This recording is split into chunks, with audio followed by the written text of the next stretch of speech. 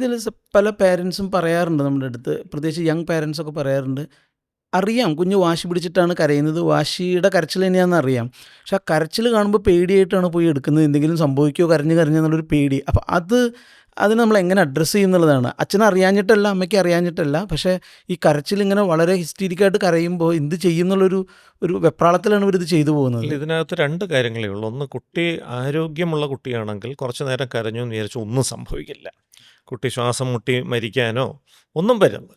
പക്ഷേ ഹൃദയത്തിൽ ഇപ്പോൾ ജന്മനാ ഹോൾ ഉള്ള കുട്ടികളുണ്ടാകാം.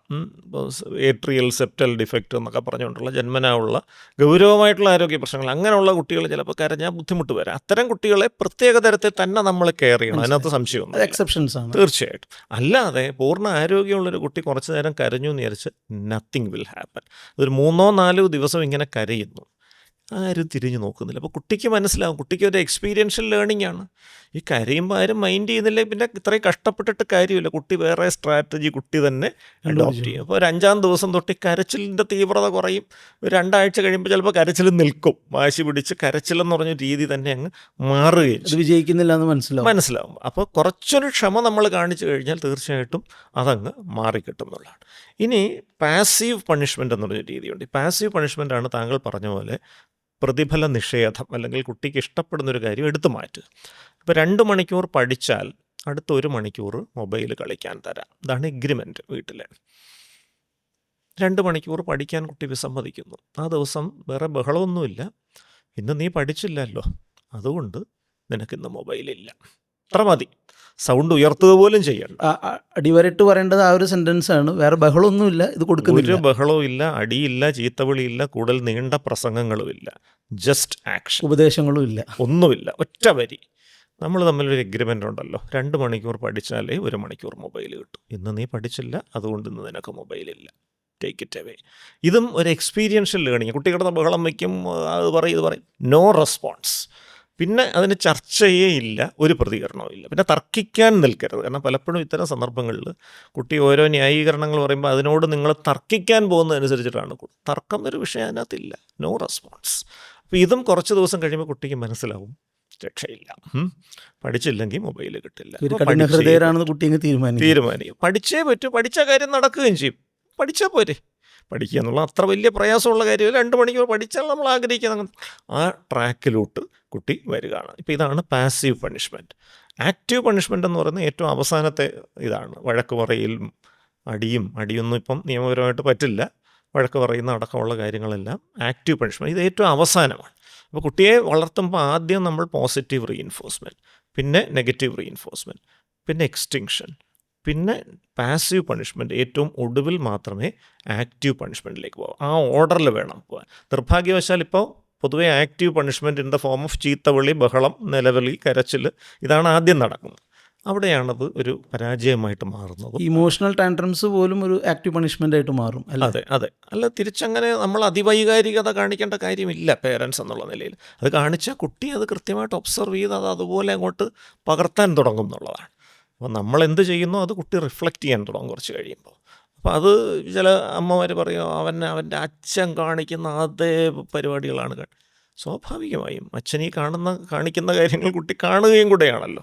അപ്പോൾ അത് നമ്മുടെ അത്തരം റഫ് എഡ്ജസ് കുട്ടിയുടെ മുൻപിൽ കാണിക്കാതിരിക്കുക എന്നുള്ളതാണ് മാതാപിതാക്കളുടെ ഒരു വിവേകം എന്ന് പറയുന്നത്. സർ, ഈ ആക്റ്റീവ് പണിഷ്മെൻ്റ് എന്ന് പറയുന്നത് അത് കംപ്ലീറ്റ്ലി നമുക്ക് ഒഴിവാക്കാനായിട്ട് പറ്റില്ല. ഒരു കുടുംബമായിട്ട് ജീവിക്കുമ്പോൾ, മക്കളുമായിട്ട് ജീവിക്കുമ്പോൾ ചില കാര്യങ്ങളിലൊക്കെ കുട്ടികൾ അവരുടെ അറിവ് കുറവുകൊണ്ടോ പക്വത കുറവുകൊണ്ടോ ഒക്കെ എന്തെങ്കിലും മിസ്റ്റേക്സ് ചെയ്യും. ആ മിസ്റ്റേക്സുകൾ ഒരു ആക്റ്റീവ് പണിഷ്മെൻ്റ് ആവശ്യമായിട്ടുള്ള മിസ്റ്റേക്കും ആയിരിക്കും.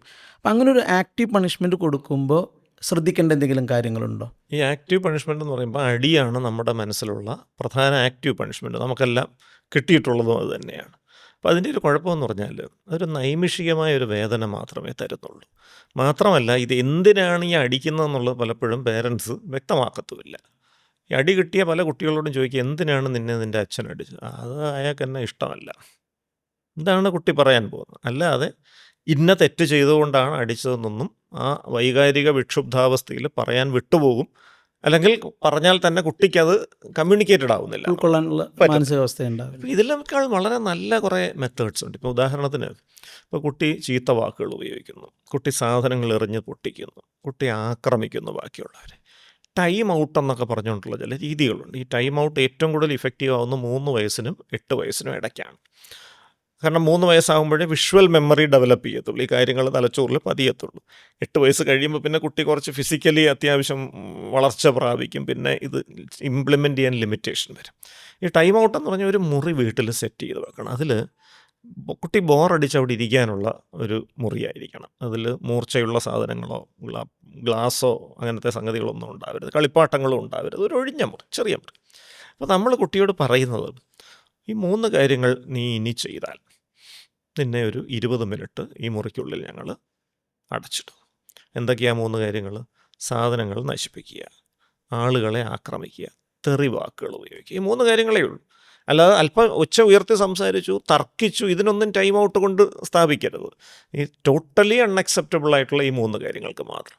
അത് കുട്ടിയുടെ മുഖത്ത് നോക്കി ആദ്യമേ അങ്ങ് പറയുക. നെക്സ്റ്റ് ടൈം കുട്ടി ഇതിൽ ഏതെങ്കിലും ഒന്ന് ചെയ്യുമ്പോൾ വീണ്ടും ഒച്ചയൊന്നും വേണ്ട, പറഞ്ഞത് ഓർമ്മയുണ്ടല്ലോ, ഈ 3 കാര്യങ്ങൾ ചെയ്താൽ നമുക്ക് മുറിയിലേക്ക് പോകാം. ജസ്റ്റ് ഹോൾഡ് ഹിസ് ഹാൻഡ്, ആ മുറിയിലേക്ക് കൊണ്ടുപോകാം, അവിടെ ഒരു കസേരയിൽ അവിടെ വെറുതെ അവിടെ ഇരിക്കുക എന്നുള്ളത്. അപ്പോൾ ഈ കുട്ടികൾക്ക് കൊടുക്കാവുന്ന ഏറ്റവും ശക്തമായൊരു പണിഷ്മെൻറ്റ് അവരുടെ ഫ്രീഡം റെസ്ട്രിക്റ്റ് ചെയ്യുക എന്നുള്ളതാണ്. For a period of time, minimum 10 minute, maximum 20 minute. 10 minute എങ്കിലും റെസ്ട്രിക്റ്റ് ചെയ്താലേ അതൊരു ഇമ്പാക്റ്റ് ഉണ്ടാകും. 20 മിനിറ്റ് കൂടുതൽ റെസ്ട്രിക്റ്റ് ചെയ്തുകൊണ്ട് പ്രത്യേകിച്ച് എക്സ്ട്രാ ബെനിഫിറ്റും ഇല്ല. അതുകൊണ്ടാണ് ഒരു ശരാശരി 20 മിനിറ്റ് എന്ന് പറയും. ഇത് ആവർത്തിച്ച് ഇങ്ങനെ ലഭിക്കുകയാണ്. അപ്പോൾ കുട്ടി തന്നെ മനസ്സിലാവും, ഞാൻ സാധനങ്ങൾ ഓരോന്ന് എറിഞ്ഞ് പൊട്ടിക്കുമ്പോൾ എൻ്റെ ഫ്രീഡം പോകുന്നു. പതിയെ പതിയെ കുട്ടി തന്നെ അത് മനസ്സിലാക്കി തുടങ്ങും. പതിയെ ഒരു ചേഞ്ച് വരും. അപ്പോൾ ഈ രീതിയിൽ ഇപ്പോൾ ആക്റ്റീവ് പണിഷ്മെൻറ്റിൻ്റെ ഒരു ഹെൽത്തി മോഡലാണ്. പക്ഷേ അടിക്കുമ്പോൾ ഉള്ള കുഴപ്പമെന്ന് പറഞ്ഞാൽ ഒരു പരിധിക്കുള്ള അടിക്കാൻ പറ്റില്ല, നമ്മുടെ കുട്ടിയാണ് അല്ലേ.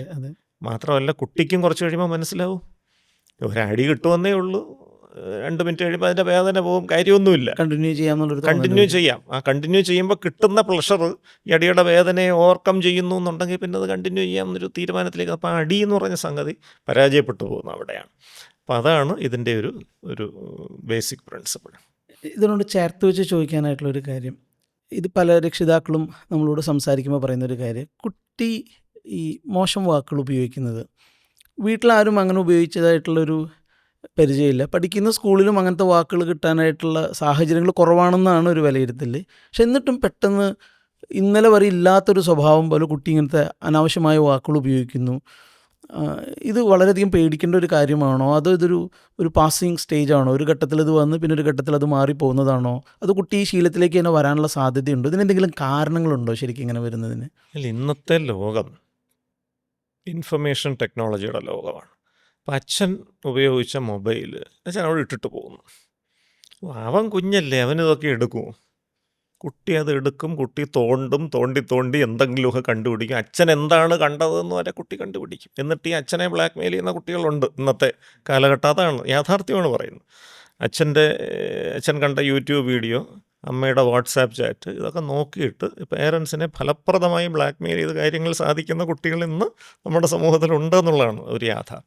അപ്പോൾ ഒരുപക്ഷെ അച്ഛനും അമ്മയും ഇന്ന് ഉപയോഗിക്കുന്നില്ല, പക്ഷേ ഈ മൊബൈൽ അവിടെ കിടന്ന് അത് തോണ്ടി നോക്കിയപ്പോൾ കണ്ട എന്തോ ഒരു വീഡിയോയിൽ ഇങ്ങനത്തെ സംഗതി ഉണ്ടാകും, ഒരു പോസിബിലിറ്റി. 2, ഇത്തരത്തിൽ എന്തെങ്കിലും കണ്ട ഒരു ക്ലാസ്മേറ്റ് ഉണ്ടാകാം.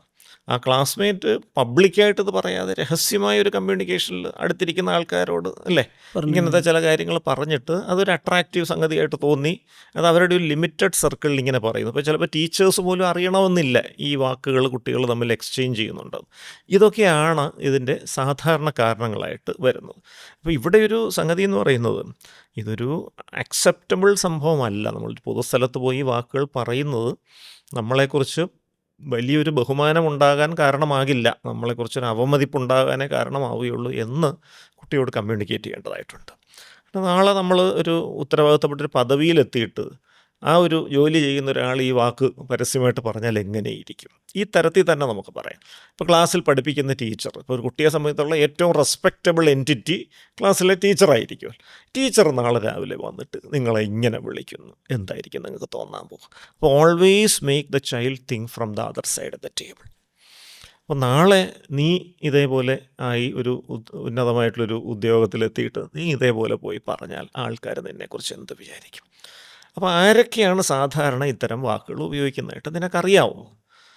സിനിമയിൽ കണ്ട രംഗമാണെങ്കിൽ തന്നെ കുടിച്ച് കൂത്താടി നടക്കുന്ന ഒരു സാമൂഹികമായിട്ടൊട്ടും അംഗീകാരമില്ലാത്തൊരാളായിരിക്കും ഈ വാക്ക് പറഞ്ഞ്. നാളെ നിനക്ക് അങ്ങനെ ആകാനാണോ ആഗ്രഹം? അപ്പോൾ ഈ ഡയറക്ഷനിൽ വേണം ആ ഒരു തോട്ട് പ്രോസസ്സ് കുട്ടിയുടെ കൊണ്ടുകൊണ്ട് ഇങ്ങനെയുള്ള ചെറിയ ചോദ്യങ്ങൾ വഴി. അപ്പോൾ എപ്പോഴും ലോകത്തിലെ ഏറ്റവും ഫലപ്രദമായിട്ടുള്ളൊരു മെത്തേഡ് ഓഫ് ഇൻ്ററാക്ഷൻ നമ്മൾ സോക്രാറ്റിക് മെത്തേഡ് എന്ന് പറയുള്ളൂ, സോക്രട്ടീസിൻ്റെ രീതി. അതായത് സൊല്യൂഷനും കൊടുക്കാതെ ചെറിയ ചില ചോദ്യങ്ങൾ ചോദിച്ച് സ്റ്റിമുലേറ്റ് ദർ തോട്ട്സ്. അങ്ങനെ അവരെ കൊണ്ട് തന്നെ പറയിക്കുക ഈ സാധനം അത്ര നല്ല ഒരു സംഭവമല്ല, ഇങ്ങനെ ചെയ്യുന്ന നല്ല രീതിയല്ല. അത് പൂർണ്ണമായിട്ട് അവർ ഇൻറ്റേർണലൈസ് ചെയ്യും.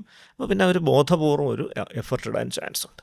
പക്ഷേ സ്വാഭാവികമായിട്ടും കൗമാരത്തിലേക്ക് കോളേജിലേക്കൊക്കെ കുട്ടികൾ എത്തുമ്പോൾ ഇത്തരം ചില അവരുടെ സംസാര രീതികളിലൊക്കെ ഇത് കടന്നു വരും. നമുക്കൊന്നും പറയാൻ പറ്റില്ല. ഇപ്പോൾ കൗമാരപ്രായക്കായ കുട്ടികൾ അങ്ങോട്ടും ഇങ്ങോട്ടും വിളിക്കുന്നതും ഇടപെടുന്നതും ഒക്കെ ഇതിൽ ചില പ്രത്യേകതരം വാക്കുകൾ, അത് എല്ലാവരുടെയും വളർച്ചയുടെ ഭാഗമായിട്ട് അത് വന്നിട്ടുണ്ട്. ആ ഒരു ഘട്ടത്തിൽ അത് വന്നാൽ അത് അധികം വൈകാതെ അങ്ങ് പോകും. കാരണം അത് നമുക്കറിയാം, ഒരു വിവേകമൊക്കെ വന്ന ശേഷമുള്ള പ്രായമാണ്. നമ്മുടെ ഒരു ലിമിറ്റഡ് സർക്കിളിൽ മാത്രമാണ് അത് ഉപയോഗിക്കുന്നത്. ഒരിക്കലും അധ്യാപകൻ്റെ അടുത്ത് ആ വാക്ക് പറയില്ല ആ പ്രായമാവുമ്പോൾ. പക്ഷേ 5 വയസ്സിലോ 6 വയസ്സിലോ ഇത്തരം വാക്കുകൾ അകത്ത് കയറിപ്പോയി കഴിഞ്ഞാൽ ചിലപ്പോൾ ഇത് എവിടെ ഉപയോഗിക്കണം എവിടെ ഉപയോഗിച്ചുകൂടാന്നൊരു വകതിരിവില്ലാതെ വരും. അത് പബ്ലിക് പ്ലേസിൽ അത് ഉപയോഗിക്കുന്ന ഒരു അവസ്ഥയിലേക്കും അത് കൂടുതൽ അവമതിപ്പിലേക്ക് അത് കുട്ടികളെ കൊണ്ടുവന്ന് എത്തിക്കാനും സാധ്യതയുണ്ട്. മറ്റൊരാശങ്കയാണ് രക്ഷിതാക്കളുടെ, ഈ കുട്ടികൾക്ക് ദേഷ്യം വരുമ്പോൾ അവരെന്തെങ്കിലും എടുത്ത് എറിയുന്നു, അല്ലെങ്കിൽ ദേഷ്യം വരുമ്പോൾ അവരെന്തെങ്കിലും നശിപ്പിക്കാനായിട്ട് ശ്രമിക്കുന്നു. ഈ വാക്കുകൾ യൂസ് ചെയ്യുന്നതും ദേഷ്യം വരുമ്പോൾ തന്നെ ചെയ്യുന്നുണ്ട്. ഇത് കുട്ടികൾ അവരുടെ ദേഷ്യം പുറന്തള്ളാനായിട്ട് ശ്രമിക്കുന്ന ഒരു മെത്തേഡാണോ, അതോ ഇതിൻ്റെ അകത്തൊരു വളരെ ഒരു ഡീറ്റെയിൽഡ് ആയിട്ടുള്ള ബോധപൂർവമായിട്ടുള്ളൊരു ഇൻ്റർവെൻഷൻ ആവശ്യമുള്ളൊരു കാര്യമാണോ ഈ കുട്ടികൾ എന്തെങ്കിലും എടുത്ത് എറിയുന്നതിനെയൊക്കെ? തീർച്ചയായിട്ടും അവരുടെ മനസ്സിലുള്ള ഒരു വിഷമമോ ദേഷ്യം, നെഗറ്റീവ് ഇമോഷൻ, അത് കമ്മ്യൂണിക്കേറ്റ് ചെയ്യാനുള്ളൊരു മാർഗം തന്നെയാണിത്. പക്ഷേ ഇതൊരു അൺഹെൽത്തി മെത്തേഡ് ഓഫ് കമ്മ്യൂണിക്കേഷൻ ആണെന്നുള്ളതിൽ സംശയമില്ലല്ലോ. ഇപ്പം ഇളയൊരു കുട്ടിയുണ്ടെന്ന് വിചാരിക്കുക, ദേഷ്യം വന്ന് മൊബൈൽ എടുത്ത് അതിൻ്റെ തലയിലോട്ട് വെച്ചെറിഞ്ഞു, ചിലപ്പോൾ അപകടം സംഭവിച്ചൂടെ? ഇങ്ങനത്തെ ചില പോസിബിലിറ്റീസ് ഉള്ളതുകൊണ്ടാണ് അതൊരു അൺഹെൽത്തി ആയ ഒരു രീതിയാകുന്നത്. അപ്പോൾ ഇവിടെ നമ്മൾ ചെയ്യേണ്ട 2 കാര്യങ്ങൾ. ഒന്ന്, കുട്ടിക്ക് ഒരു കഴിഞ്ഞ എപ്പിസോഡിൽ നമ്മൾ പറഞ്ഞതുപോലെ ഒരു 2 മണിക്കൂറെങ്കിലും അഗ്രസീവ് ഫിസിക്കൽ ആക്ടിവിറ്റി, ശരീരം നന്നായി വിയർക്കുന്ന തരത്തിൽ ഓടി ചാടി മറിയുന്ന തരത്തിലുള്ള കായിക വ്യായാമം, ഒരു 2 മണിക്കൂറെങ്കിലും അഗ്രസീവ് ഫിസിക്കൽ ആക്ടിവിറ്റി ഡെയിലി ചെയ്യുന്ന കുട്ടികളിൽ ഈ ദേഷ്യപ്രകടനങ്ങൾ കുറവായിരിക്കും. കാരണം അവരുടെ എനർജി ഓൾറെഡി അവർ ഇത്തരം കാര്യങ്ങൾക്ക് വേണ്ടി സ്പെൻഡ് ചെയ്ത് കഴിഞ്ഞു. ഇനി അഥവാ ദേഷ്യം വന്നാൽ പോലും കൺട്രോൾഡായിട്ടായിരിക്കും അവർ എക്സ്പ്രസ് ചെയ്യുക. 1. 2, ഈ ദേഷ്യം എങ്ങനെ ആരോഗ്യകരമായിട്ട് പ്രകടിപ്പിക്കണം എന്നുള്ളത് നമുക്ക് കുട്ടിക്ക് പറഞ്ഞു കൊടുക്കാനായിട്ട് പറ്റും. അപ്പോൾ പൊതുവേ സാധാരണ പറയാറുണ്ട് 5 Ds, 5 Ds എന്ന് പറഞ്ഞൊരു സംഗതി കൊച്ചുകുട്ടികൾക്ക് പറഞ്ഞു കൊടുക്കാവുന്നതാണ്. ഡിയിൽ തുടങ്ങുന്ന 5 വാക്കുകളാണ്. അതായത് ദേഷ്യത്തിൻ്റെ ചില പ്രാരംഭ ലക്ഷണങ്ങൾ നമുക്ക് തന്നെ മനസ്സിലാവണം. വയറ്റിലൊന്ന് കത്തൽ വരുന്നു, കണ്ണിൽ കുറച്ച് ഇരുട്ട് കയറുന്നു, നെഞ്ച് കിടന്ന് പടപട ഇടിക്കുന്നു, ചെറുതായിട്ട് വിറച്ച് തുടങ്ങുന്നു, തല വേദനിക്കുന്നു, പേശികളൊക്കെ ഒന്ന് വലിഞ്ഞു മുറുകുന്നു, അടുത്തതായിട്ട് നമ്മൾ ചീത്ത വിളിക്കുകയോ സാധനം എടുത്തെറിയുകയോ ചെയ്യും. ഈ ഇനിഷ്യൽ സിഗ്നൽസ് ഫീൽ ചെയ്യുമ്പോൾ തന്നെ ആദ്യത്തെ ഡി, ഡിസ്റ്റൻസ്, നേരെ തിരിഞ്ഞ് നടക്കുക, അവിടെ നിന്ന് വാക്ക് എവേ ഫ്രം ദ പ്ലേസ്. പക്ഷേ അങ്ങോട്ട് വാക്ക് അവേ ചെയ്ത് കഴിഞ്ഞിട്ട് തിരിഞ്ഞ് നോക്കി തെറി വിളിച്ചുകൊണ്ട് വാക്ക് ചെയ്യുക അല്ലേ. അപ്പോൾ അവിടെയാണ് രണ്ടാമത്തെ ഡി, ഡിസ്ട്രാക്റ്റ്. ഡിസ്ട്രാക്റ്റ് എന്ന് പറയുമ്പോൾ ശ്രദ്ധ ഈ ദേഷ്യത്തിന് കാരണമാകുന്ന സംഗതിയിൽ നിന്ന് പൂർണ്ണമായിട്ടും മാറ്റണം. ഒരു സിമ്പിൾ ഡിസ്ട്രാക്ഷൻ മെത്തേഡാണ് 20 to 1 മനസ്സിൽ കൗണ്ട് ചെയ്യാൻ പറയാം. 1 to 20 അല്ല, 1 to 20 റോട്ട് ലേണിംഗ് ആണ്. അത് മനസ്സിൽ കൗണ്ട് ചെയ്തുകൊണ്ട് തന്നെ തെറി വിളിക്കാം, ബുദ്ധിമുട്ടില്ല. 20 to 1 കൗണ്ട് ചെയ്യണമെന്നുണ്ടെങ്കിൽ ഒന്ന് അറ്റൻഷൻ അങ്ങോട്ട് പൂർണ്ണമായും പോയേ പറ്റും. അപ്പോൾ 20, 19, 18 അങ്ങനെ 1 വരെ എണ്ണിക്കൊണ്ട് നമുക്ക് ആ അപകട മേഖല കടന്നു പോകാനായിട്ട് സാധിക്കും. കുറച്ചുകൂടെ പ്രായം കൂടി അഡോളസൻസിലേക്ക് എത്തുന്ന ആളുകൾക്ക് ഈ 20 to 1 കൗണ്ട് ചെയ്യേണ്ട പോലും ഇല്ല. ചെവിയിൽ ഇയർഫോണൊക്കെ ഉണ്ട്, ഇഷ്ടമുള്ളൊരു പാട്ട് കേട്ടുകൊണ്ട് ഡിസ്ട്രാക്റ്റ് ചെയ്ത് പോകാം. മൂന്നാമത്തെ ഡി ആണ് ഡ്രിങ്ക് വാട്ടർ. ഒരു 2 ഗ്ലാസ് വെള്ളം കുടിക്കുക. ഈ വെള്ളം കുടിക്കുമ്പോഴത്തേക്ക് ഈ വയറ്റിൽ നിന്ന് ഇപ്പോൾ എന്ത് ഇമോഷൻസ് വരുമ്പോഴും ഈ ഹൈഡ്രോക്ലോറിക് ആസിഡ് കൂടുതലായിട്ട് വരും. അത് മുകളിലോട്ടൊരു കത്തലായി വരും. അത് കഴിഞ്ഞാണ് പിന്നെ നമ്മളങ്ങ് പൊട്ടിത്തെറിക്കുന്നത് സാധാരണ. 2 ഗ്ലാസ് വെള്ളം കുടിച്ച് കഴിയുമ്പോൾ ഈ ഹൈഡ്രോക്ലോറിക് ആസിഡ് ഒന്ന് സെറ്റിൽ ഡൗൺ ചെയ്യും, അല്പം ശാന്തത അനുഭവപ്പെടും. 4മത്തെ ഡി ആണ് ഡീപ്പ് ബ്രീത്തിങ്. ഈ വെള്ളം കുടിച്ചിട്ട് കണ്ണടച്ചിരുന്ന് ഒരു 10 പ്രാവശ്യം 2 മൂക്കിലൂടെയും നീട്ടി ശ്വാസം അകത്തോട്ടെടുക്കാം, വളരെ സ്ലോ ആയിട്ട് പുറത്തേക്ക് വിടാം. ഇൻഹെയിൽ ചെയ്യുമ്പോൾ നല്ല സൗണ്ടോടുകൂടി ഒരു 1 സെക്കൻഡ് ടൈം, എക്സൈൽ ചെയ്യുമ്പോൾ ഒരു 3 to 4 seconds എടുത്ത് സ്ലോ ആയിട്ട് ഒരു 10 പ്രാവശ്യം കണ്ണടച്ച് ചെയ്യുക. അപ്പോഴത്തേക്ക് വളരെ ഒരു ശാന്തമായ ഒരു അവസ്ഥയിലേക്ക് നമ്മൾ നല്ല രീതിയിൽ റിലാക്സ്ഡ് ആവും. 5ാമത്തെ ഡി ആണ് ഡിസ്കസ്. ഡിസ്കസ് എന്ന് പറയുമ്പോൾ ഈ ദേഷ്യത്തിന് കാരണമായ സിറ്റുവേഷനെക്കുറിച്ച് നല്ല ലിസണറായി നമ്മുടെ ചുറ്റുമുള്ള ഏതെങ്കിലും ഒരു വ്യക്തിയോട്, ഫ്രണ്ടാകാം, ബ്രദറാകാം, സിസ്റ്ററാകാം, ടീച്ചറാകാം, ആരോടെങ്കിലും just go and open up to them. അങ്ങനെ പറയുമ്പോഴത്തേക്ക് അവർ നമ്മൾ പൊട്ടിത്തെറിക്കാതെ എങ്ങനെ ഇതിനെ സോൾവ് ചെയ്യണം എന്ന ചില സജഷൻസ്, ചില സൊല്യൂഷൻസ് നമുക്ക് തന്നിരിക്കും. ഇതാണ് ഈ 5 Ds എന്ന് പറയുന്നത്. ഇത് കുട്ടികൾക്ക് മാത്രമല്ല, മുതിർന്നവർക്കും ഒരുപാട് യൂസ് യൂസ്ഫുൾ ചെയ്യാൻ ആണ്. പറ്റും തോന്നുന്നു. മുതിർന്നവർക്കും യൂസ് ചെയ്യാവുന്നതാണ്. കുട്ടിക്കാലം തൊട്ടേ നമുക്കിത് പറഞ്ഞു കൊടുക്കാവുന്നതാണ്. മുതിർന്നവർക്ക് വേറെയും ചില ദേഷ്യം കൺട്രോൾ ചെയ്യാനുള്ള മെത്തേഡ്സ് ഉണ്ട്, നമുക്കത് പിന്നീട് ഒരിക്കലും അത് പറയാം. പക്ഷേ ഈ കുട്ടികൾക്ക് ഈ 5 Ds എന്നൊക്കെ പറയുമ്പോൾ അത് ഓർത്തിരിക്കാനും എളുപ്പമാണ്. ഇത് ചെയ്യാനും വലിയ ബുദ്ധിമുട്ടില്ലാത്ത കാര്യങ്ങളാണ്, വലിയ അഭ്യാസമൊന്നും ഇല്ല. കുറച്ച് കഴിയുമ്പോൾ ഇത് പ്രാക്ടീസായി മാറും. അങ്ങനെ വരുമ്പോഴത്തേക്ക് അവരതങ്ങോട്ട്, നമ്മൾ ഈ ദേഷ്യം പ്രകടിപ്പിക്കുന്ന രീതിയിൽ തന്നെ മാറ്റം വരും. അപ്പോൾ ദേഷ്യം അധികം പ്രകടിപ്പിക്കാത്തൊരു വ്യക്തിക്ക് സമൂഹത്തിൽ തീർച്ചയായിട്ടും അംഗീകാരം വരും. നമ്മൾ കുട്ടികൾക്ക് പറഞ്ഞു കൊടുക്കേണ്ട മറ്റൊരു കാര്യം തന്നെ അഗ്രഷനും അസേർട്ടീവ്നെസ്സും തമ്മിലുള്ളൊരു വ്യത്യാസമാണ്. അസേർട്ടീവ്നെസ് എന്ന് പറഞ്ഞാൽ നമുക്ക് നമ്മുടെ അവകാശങ്ങളെപ്പറ്റി ബോധ്യമുണ്ട്, മറുവശത്തുള്ള ആളിൻ്റെ അവകാശങ്ങളെപ്പറ്റിയും ബോധ്യമുണ്ട്.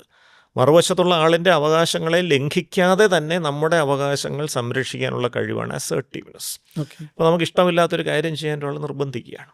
No, I don't like it, don't bother me എന്ന് ഫേമായിട്ട് കണ്ണിൽ നോക്കി പറയാനുള്ളൊരു കഴിവാണ് അസേർട്ടീവ്നെസ്. ഒരുപക്ഷെ കള്ളു കുടിക്കാനോ കഞ്ചാവ് വലിക്കാനോ ആയിരിക്കും വിളിക്കുന്നത്.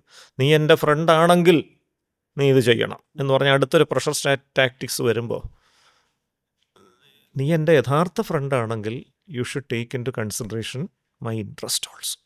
ഇപ്പം ഞാനൊരു വെജിറ്റേറിയനാണ്, മാംസം കഴിച്ചേ പറ്റൂ എന്ന് പറഞ്ഞാൽ നീ നിർബന്ധിക്കുകയാണെങ്കിൽ നീ എൻ്റെ ട്രൂ ഫ്രണ്ട് അല്ല. Because you are imposing yourself on me, you are not understanding my perspectives. അപ്പോൾ നീ എൻ്റെ യഥാർത്ഥ ഫ്രണ്ടാണ് എങ്കിൽ എൻ്റെ താല്പര്യങ്ങളും കൂടെ നീ പരിഗണിക്കണം. So if you are my true friend you will never ask me to do this. ഇതാണ് അസേർട്ടീവ്നെസ്. ഈ അസേർട്ടീവ്നെസ്സിൽ നമ്മളൊരു നിലപാടെടുക്കുകയാണ്, ആ നിലപാടിൽ ഉറച്ചു നിൽക്കുകയാണ്. പ്രഷർ വരുമ്പോൾ പോലും സ്മൂത്തായിട്ട് അതിനെ ഹാൻഡിൽ ചെയ്യാണ്. പക്ഷേ നമ്മൾ ശബ്ദമുയർത്തുന്നില്ല, ചീത്ത വിളിക്കുന്നില്ല, അടിക്കുന്നില്ല, എനിക്ക് നിന്നോട് സംസാരിക്കണ്ട, നീ ഇന്നെ എന്നോട് മിണ്ടണ്ട ജീവിതത്തിൽ ഒരിക്കലും പറഞ്ഞ് വഴക്കിട്ട് പിരിയുന്നുമില്ല. ഇതാണ് അസേർട്ടീവ്. ആ സ്റ്റാൻഡ് വളരെ കറക്റ്റായിട്ട് നമ്മൾ കമ്മ്യൂണിക്കേറ്റ് ചെയ്യണം. അവിടെ പ്രധാനമായിട്ടും എന്ത് തരത്തിലുള്ള പ്രഷർ വന്നാലും, അത് ഇമോഷണൽ ബ്ലാക്ക് മെയിലിംഗ് ആയാലും ത്രെട്ടനിങ് ആയാലും, നമ്മൾ ഫേമായിട്ട് നമ്മുടെ നിലപാടിൽ നിൽക്കാൻ സാധിക്കണം. അതാണ് അസേർട്ടീവ്നെസ്സിൻ്റെ കീ. അഗ്രഷൻ എന്ന് പറയുമ്പോൾ അതല്ല, ശബ്ദം ഉയർത്തുക, ചീത്ത വിളിക്കുക, ആദ്യം ഒരു വഴക്കിലേക്ക് പോകുക, ആ ഡിസ്കസ് ചെയ്യുന്ന ഇഷ്യൂവിൽ നിന്ന് പോലും മാറി പരസ്പരം കുറ്റപ്പെടുത്തുന്ന തരത്തിലേക്ക്, പരസ്പരം വെറുപ്പിക്കുന്ന തരത്തിലേക്ക്. ആ അഗ്രഷൻ പലപ്പോഴും സൗഹൃദങ്ങളെ നശിപ്പിക്കും. അപ്പം നമുക്കിപ്പോൾ നമ്മുടെ ചുറ്റുമുള്ള എല്ലാ സുഹൃത്തുക്കളും നമ്മുടെ അതേ സ്വഭാവമുള്ളവരായിരിക്കണമെന്ന് നിർബന്ധിക്കാൻ പറ്റില്ല. മദ്യപിക്കുന്ന വ്യക്തികളോട് ആരും നമ്മൾ സംസാരിക്കില്ല ജീവിതത്തിലൊരിക്കലും, അങ്ങനെ പറയാൻ പറ്റില്ല, ഇന്നത്തെ ലോകത്ത് സാധ്യമായൊരു കാര്യം. പക്ഷേ അവരുടെ മദ്യപാനം എന്ന ശീലത്തിൽ പങ്കെടുക്കാതെ അവരുടെ മറ്റ് നല്ല കാര്യങ്ങളോട് സഹകരിച്ചുകൊണ്ട് നമുക്ക് മുന്നോട്ട് പോകാൻ പറ്റും. അത് നമ്മുടെ ചോയ്സാണ്. അപ്പോൾ ആ ഒരു ലെവലിലോട്ട് കുട്ടികളെ എത്തിക്കുക എന്നുള്ളതാണ് ആവശ്യം. അപ്പോൾ ഇവിടെ അസേർട്ടീവ്നെസ് ആണ് വേണ്ടത്, അഗ്രഷൻ അല്ല. അത് ചെറുപ്പത്തിലെ കുട്ടികളെ നമ്മൾ പരിശീലിപ്പിക്കണം.